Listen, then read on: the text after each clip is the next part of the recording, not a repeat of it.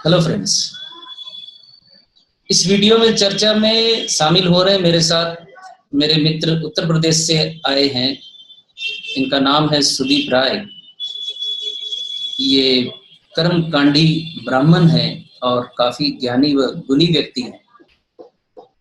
इनके साथ कुछ ज्योतिष पे विसंगतियां, कालसर्प दोष को लेकर जो भ्रम, मांगलिक दोष को लेकर जो भ्रम या गलतफहमी, इन सब बातों पे चर्चा की गई है और मुझे आशा है कि आपको ये वीडियो अच्छा लगेगा। चर्चा आपको अच्छी लगेगी।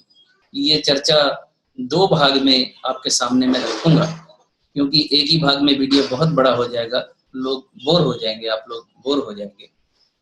तो सुनिए इस चर्चा को, बहुत सी बातों से पर्दा हटेगा इसमें। और मेरा अपना विचार है कि बहुत से प्रश्न जो साधारण लोगों के दिमाग में घूमते रहते हैं, उनका जवाब भी उन्हें शायद मिले। तो फिर जुड़िए इस चर्चा से और आनंद लीजिए। जो वहाँ जो बात कर रहे थे, शंकर कुंडली दिखाई, किसी ने क्या बोला, अब वो आप मुझे वो बात पूछ सकते, कालसर्प दोष पे पूछ रहे थे। हाँ, जैसे लोग कहते हैं कालसर्प दोष होता है, तो इसके ऊपर आपका क्या विचार है, क्या कहना?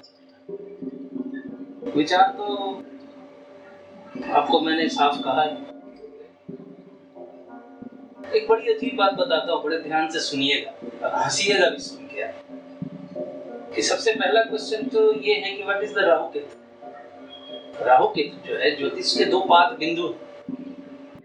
राहु और केतु का दोनों का कोई इंडिविजुअल बॉडी नहीं है, कोई इंडिविजुअल उनका कोई अस्तित्व नहीं है हमारे पास।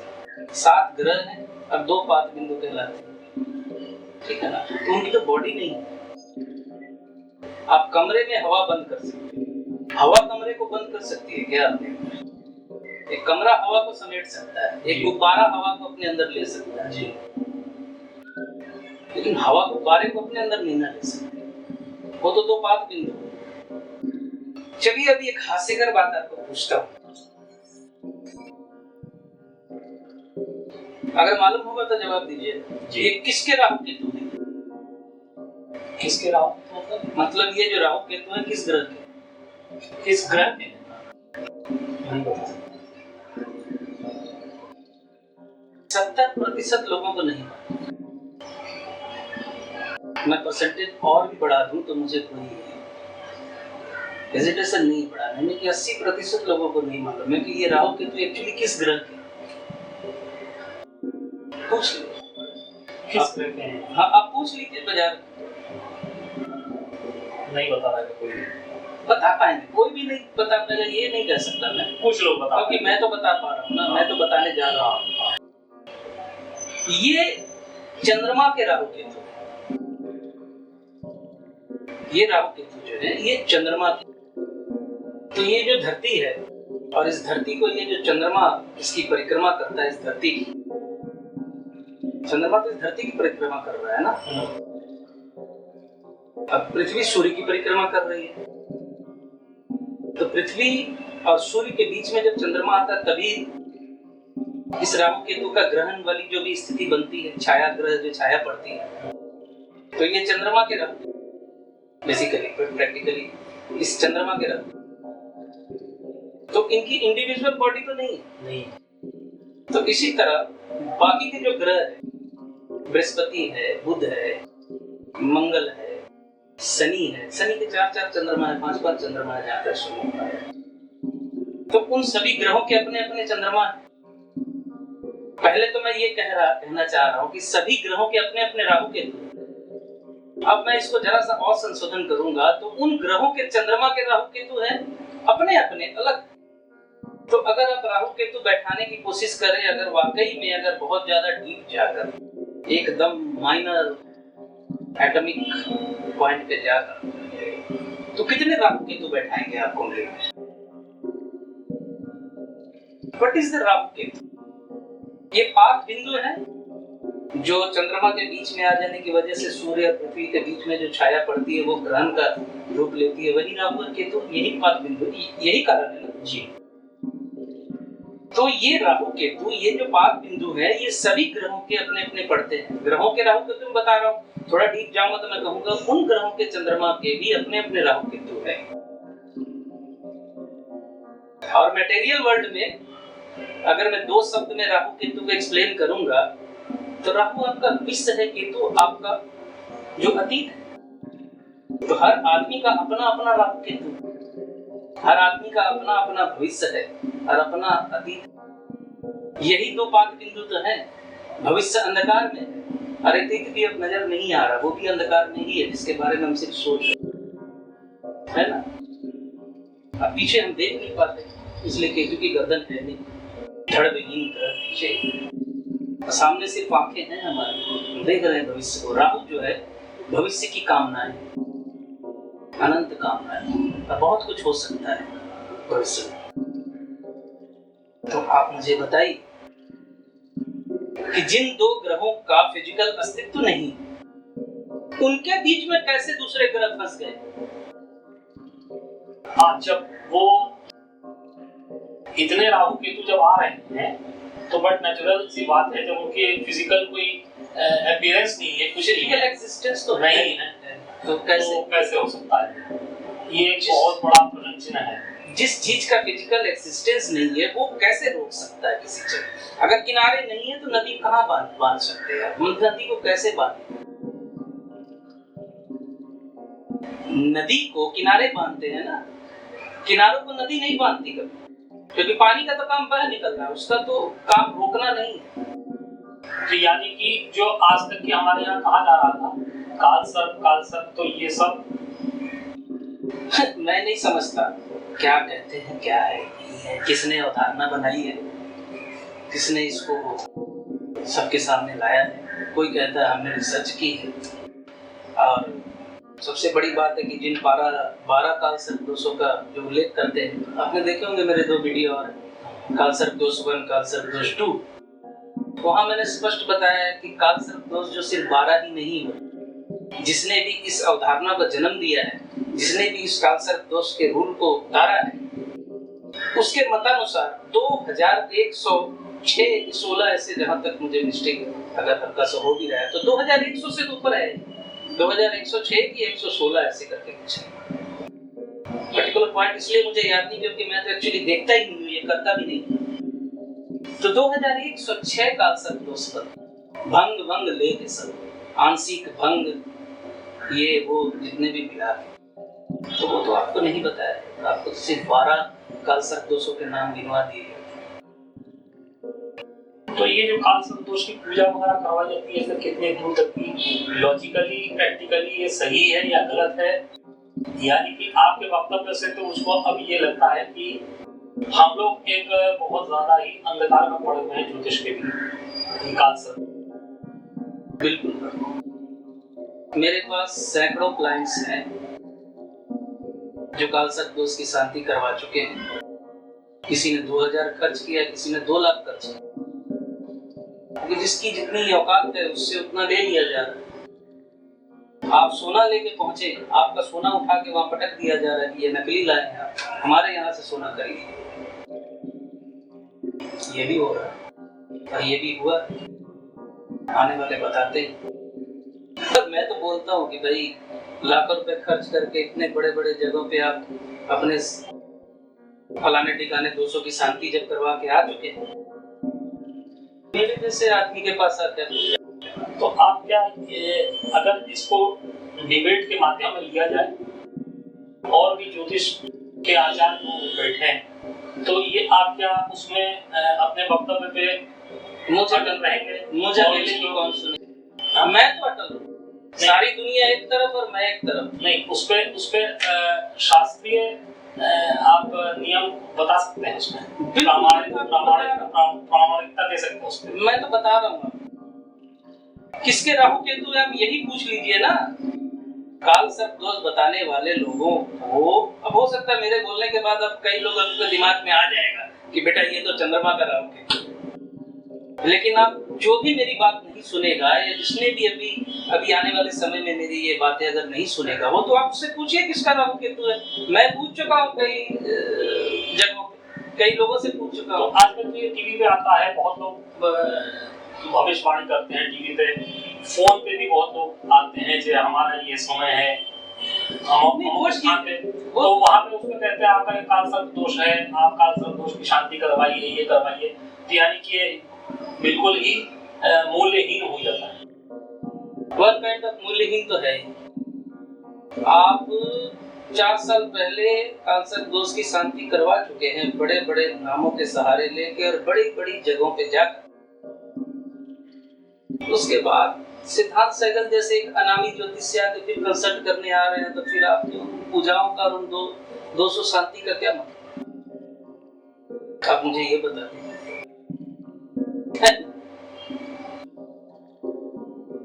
मैं तो आपको खुला चैलेंज,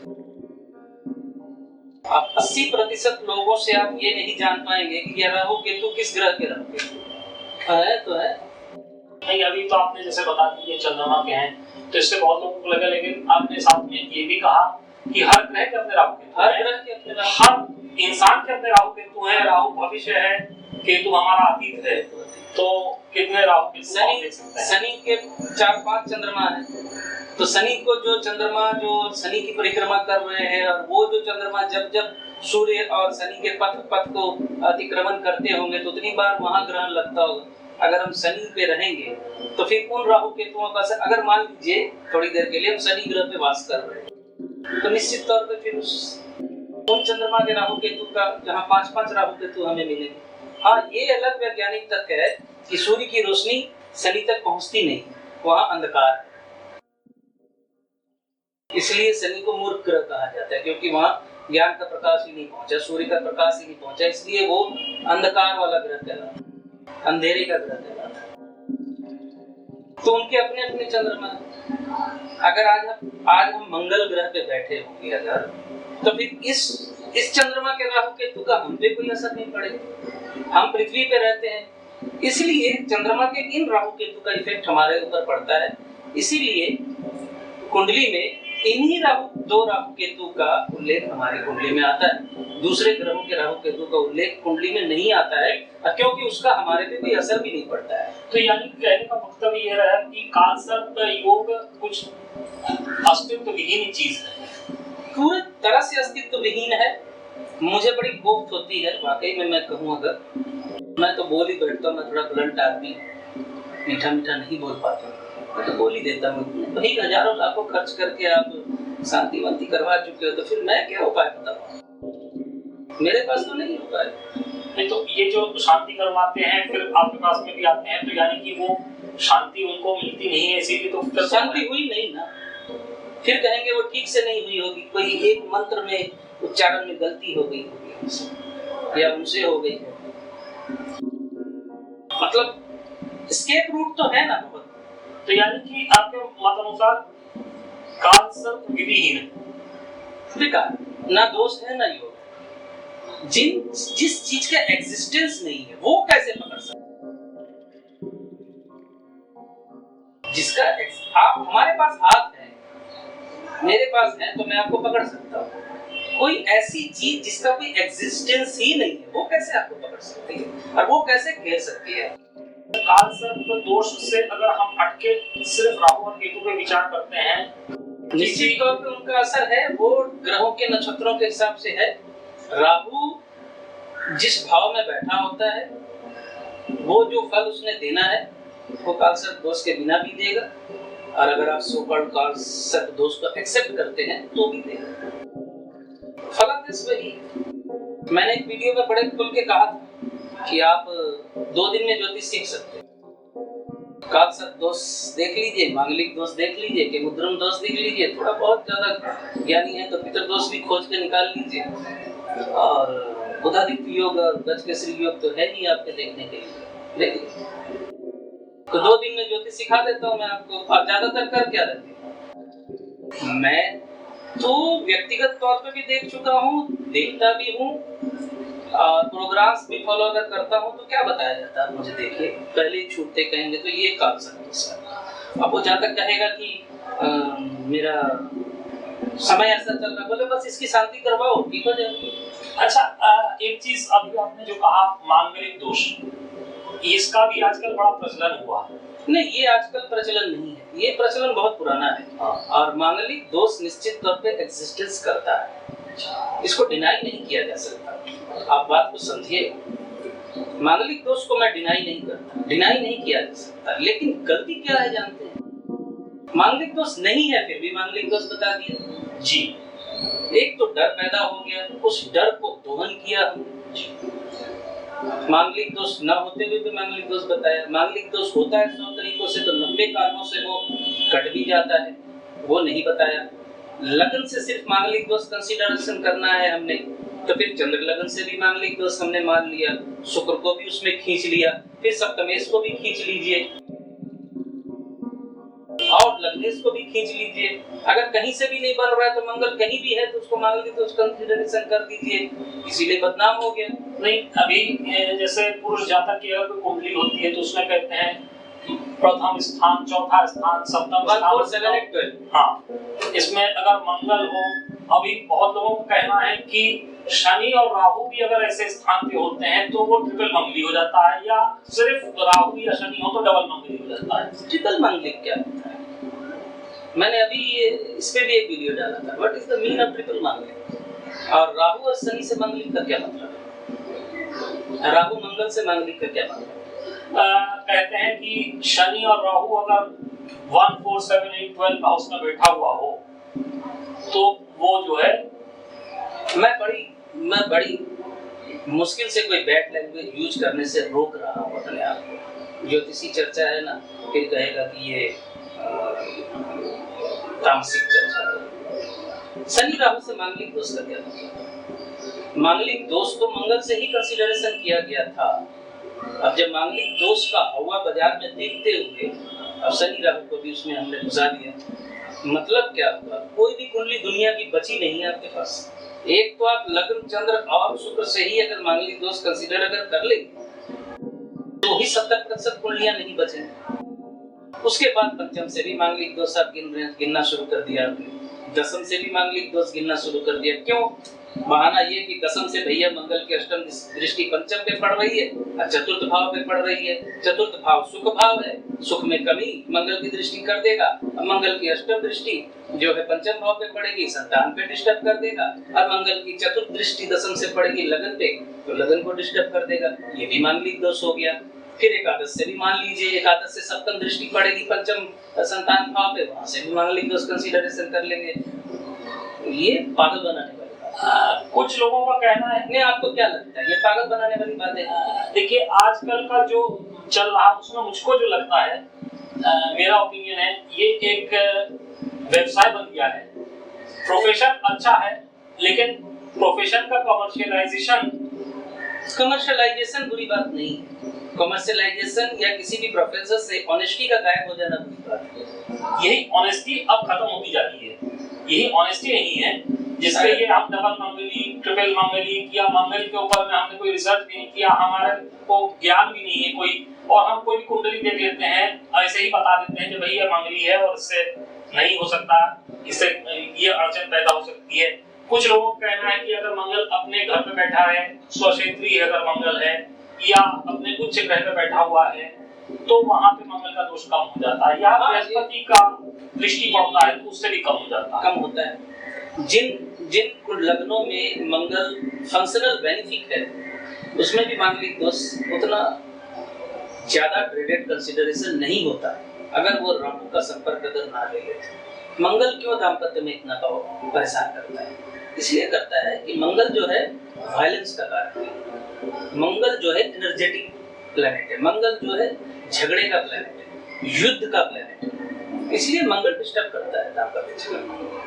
तो अगर कोई पक्ष कहता है कि मांगलिक दोष टोटली बेकार चीज है तो वो भी गलत बात है। लेकिन अब कोई पक्ष अगर शनि राहु से भी मांगलिक दोष बनाना शुरू कर देगा तो मेरा तो दिल करता है मैं कथक सीख के कथक डांस करूं वो भी सबके साथ, समझे ना? मैं मैं नाचने लगता हूँ बहुत लोगों की बातें सुन के, खूब हंसता हूँ। मैं तो ऐसे ही बोलता हूँ, किस गधे ने बताया मुझे ये। आजकल तो ऐसे पुस्तक बहुत बाजार में मिलते हैं, बड़े बड़े ज्योतिष का डिग्री लेके उन्होंने पुस्तक लिखा है, बड़े दाम है, बड़े बड़े प्रकाशन से वो प्रकाशित हुआ है, जिसमें इस चीज को दर्शाया गया है, इस चीज को बताया गया है कि शनि और राहु अगर ऐसे स्थान पर, और ऐसा भी देखा है कि अगर स्त्री जातक की 1, 4, 7, 8, 12 हाउस को छोड़ के उसका द्वितीय स्थान को भी अगर कहते हैं वहां पे सूर्य या केतु है तो उसमें भी मांगलिक दोष बताते हैं उसको। बस मेरी राय है कि सरकार को पद्मश्री देनी चाहिए, स्पेशल रिक्वेस्ट। ऐसे पुस्तक कुछ मेरी जानकारी में है, उनके लेखकों को भी मैं जानता हूँ, और सूर्य केतु से भी मांगलिक, सूर्य केतु से भी मांगलिक, अगर द्वितीय स्थान की स्त्री जातक के। मेरी आपका क्या कहना? मेरा तो कहना यह है कि 2-4 ग्रह और खोज लिए जाए, कृत्रिम 2-4 और कृत्रिम ग्रह खोज लिए जाए।